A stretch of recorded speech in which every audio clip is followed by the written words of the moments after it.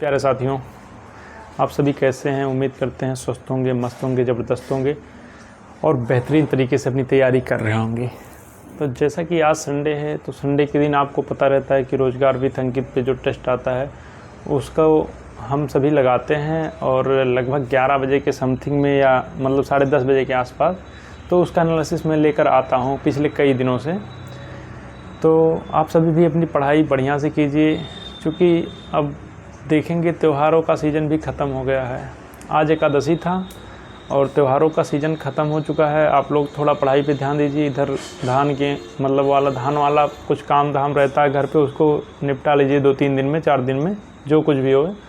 इसके बाद आप लोग अपनी पढ़ाई चालू कर दीजिए, क्योंकि अब आप देखेंगे अब थोड़ा सा ये लगन वाला जो सिस्टम आ रहा है, आप देखेंगे 1 महीना नवंबर वाला जो मंथ है उसमें काफ़ी मतलब शादी ब्याह जो रहेगा। इसके बाद मतलब दिसंबर में आप जब जाएंगे तो फिर देखेंगे कि वहाँ पर आपको लगभग दिल्ली पुलिस का भी पेपर देने को मिल सकता है और यूपीएसआई का दिसंबर लास्ट या जनवरी फर्स्ट तक, मतलब 15 जनवरी के समथिंग तक आपको देखने को मिल सकता है। तो इसलिए आप लोग पढ़ाई में लापरवाही बिल्कुल भी ना कीजिए और बेहतरीन तरीके से तैयारी करिए। तो चलिए आज मैं बता देता हूँ आज का टेस्ट जो था वो कैसे था।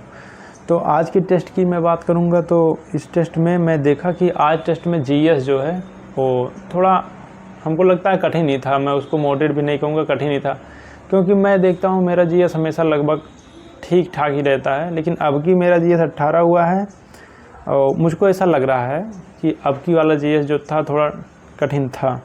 और रही बात हिंदी की, हिंदी एकदम मॉडरेट थी, ना तो कठिन ना तो सरल, वैसे ही रहती है। 32-33 आप करें इसमें।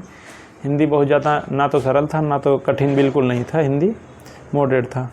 और रही बात रीजनिंग करूँगा मैं, तो रीजनिंग तो वही 45-44 में हमेशा कहता हूँ कि आप 45 का टारगेट तो करिए ही, उससे प्लस जो 45, 46, 47, 48 या 50 चाहे जो हो, लेकिन आप 45 तो टारगेट करके ही चलिए रीजनिंग में।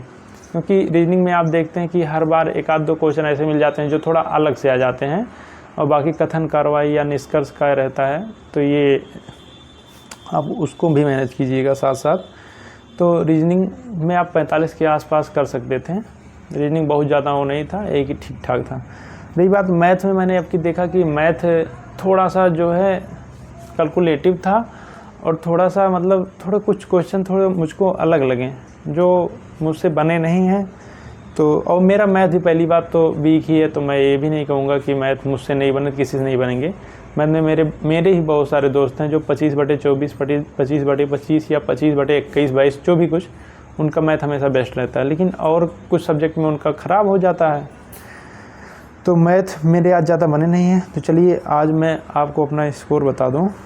तो जो मेरे जीएस में 18 क्वेश्चन सही हुए हैं और 18 क्वेश्चन गलत हुए हैं, जो कि आज का जीएस मेरे हिसाब से तो बहुत कठिन था। और हिंदी मेरा 32 क्वेश्चन सही हुए हैं और 5 क्वेश्चन गलत हुए हैं हिंदी में। हिंदी ठीक ठाक ही था। और रही बात 44 रीजनिंग मेरे सही हैं और 4 क्वेश्चन रीजनिंग में गलत हैं। और इसमें एक क्वेश्चन था ये वाला पर्वत करके था, इसे कुछ वो बेनारेख वाला शायद था, वो मेरे में खुला नहीं है, अभी खोलूँगा उसको देखूँगा, अभी उसको देखा भी नहीं हूँ। तो 44 सही हैं रीजनिंग में और 4 गलत हैं। और मैथ की बात करूँ तो आज मेरे मैथ ख़राब गया है, क्योंकि मैथ मुझको लगता था आज वाला थोड़ा ठीक ठाक तो था ही, नहीं तो इतना भी ख़राब नहीं जाता कि 15, कम से कम मैथ तो 18-20 तो बन ही जाता। लेकिन मेरा ख़राब गया है, तो मेरे को लगता है कि मैथ थोड़ा ठीक था आपकी। तो मैथ मेरे 15 क्वेश्चन सही हैं और 3 क्वेश्चन गलत हैं। अपने टोटल स्कोर की मैं बात करता हूँ तो मेरा जो है बहुत ही ख़राब स्कोर मतलब क्या ही कहा जाए, 203 नंबर बने हैं आउट ऑफ 30-100 में से।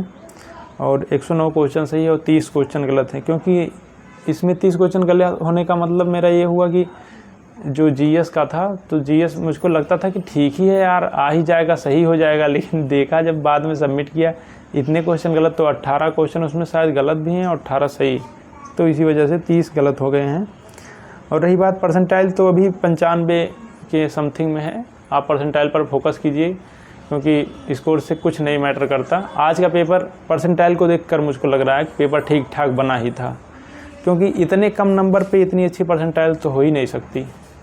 क्योंकि अगर पेपर सरल होता तो परसेंटाइल बहुत कम जाता, इतने कम नंबर का। तो पेपर ठीक ठाक रहा होगा, इसलिए परसेंटाइल कम गया है। बाकी आप सब भी बताइएगा कि आपके कितने स्कोर बने हैं, और ये बताइएगा कि आज का पेपर वाकई में टफ था कि हमको ही लग रहा था टफ, वो कमेंट बॉक्स में ज़रूर बताइएगा।